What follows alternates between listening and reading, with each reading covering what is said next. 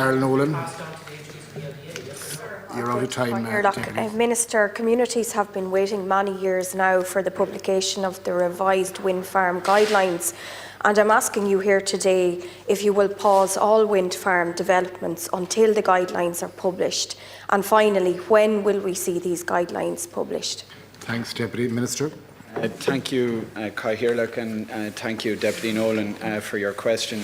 As you'll be aware, there is no ability for me as Minister with responsibility for planning to place a pause on any type of planning application, be that for housing, wind energy, infrastructural projects or any other type of development. The 2006 Wind Energy Development Guidelines will remain in force pending the finalisation of revised guidance, which is currently subject to a focused review by my department, which is considering matters such as noise, setback distance, shadow flicker, community obligation, community dividend and grid connections. My department, in conjunction with the Department of Climate, Energy and the Environment, has been working to advance guidance on a number of these key aspects, including the noise aspect of the guidance, to ensure they are robust and fit for purpose, having regard to a whole series of considerations, including but not limited to our commitments to increase the percentage of our electricity that comes from renewable sources.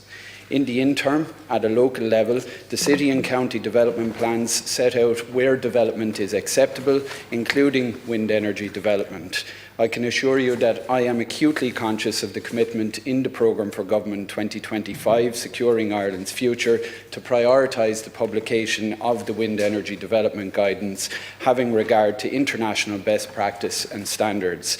In light of this commitment, my department is working towards concluding the finalisation of a review of the guidance as a matter of priority, having regard to the requirements for a public consultation and the finalisation of associated reforms and reviews included in the revision of the MPF. Deputy. Thank you for your response, Minister. And I'm disappointed that more hasn't been done in terms of protecting the rights of communities. I mean, these guidelines that we currently have, we're waiting on revised guidelines. Guidelines we currently have are giving too much leeway to companies, wind energy companies, that just don't respect many of the communities. And particularly in my own constituency of Offaly, I mean, we have a case where there's a heritage site, Lamonaghan Bog, and I want to commend everyone involved in that campaign. There's a heritage site with links to a monastic site, Clonmacnoise in County Offaly, and a planned wind farm there is just ludicrous. And also, Minister, I know you've mentioned that there's a focused review, and I welcome that. I do welcome that. But it's very important, and I know you mentioned infrasound and shadow flicker. There's huge issues with infrasound and shadow flicker. And I know, for instance, that I have many people contacting me about the sound, that they just cannot bear the sound. And there has been court cases taken in this country in relation to those issues. So I would hope that the new revised guidelines aren't published for the sake of ticking a box, but that they do address their genuine, legitimate concerns of communities and the infrasound issue in particular. Thank you, Deputy, and I can assure you I'm not going to be publishing anything for the sake of ticking a box. I've been in this role now for 6 or 7 months. I want to ensure that we get these guidelines right.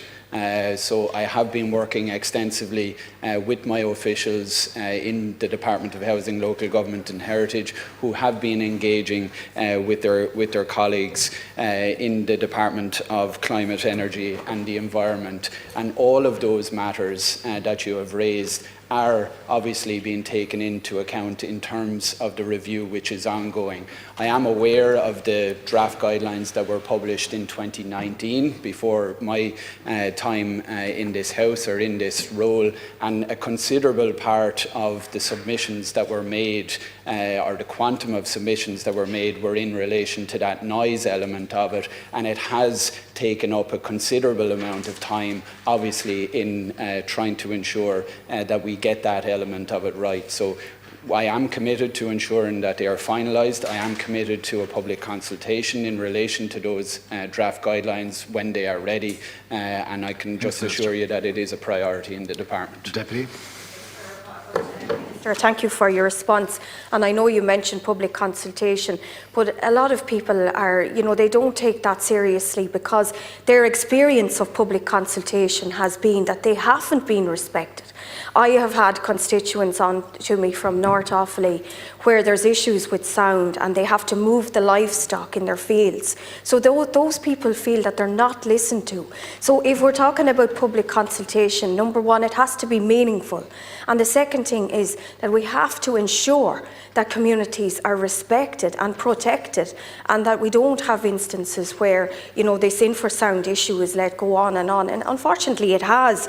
I know I raised the issue of wind farms repeatedly through parliamentary questions, most recently to the Minister for the Environment, Dara O'Brien, when I asked him if he would provide information regarding reports on wind turbine noise. I also asked him to clarify his support for increased protections of persons affected by the noise. And rather astonishingly, the Minister admitted to me that the Environmental Protection Agency, EPA, has not commissioned any wind turbine modelling reports, and that the only report that SEAI has published specifically on the subject of wind turbine noise is examination of the significance of noise. We need a lot more done in terms of this issue, Minister.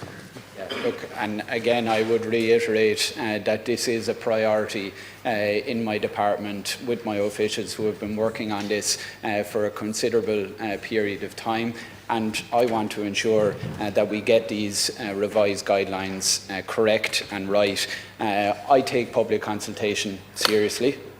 We had a public consultation over the summer period in relation to exempted development. Over 920 submissions came in relation to that. I've reviewed all of those that have come in. So I take on board what has come in relation to those, and it helps formulate policy. But obviously, to get to a point of having a draft, you have to ensure that you try and ensure that they are as accurate and as complete as possible. And that's what my officials have been working extensively on. So look, I hope that we'll be in a position to be able to publish those in the not too distant future, but I want to get it right. Thanks very much, Deputy. That concludes priority questions.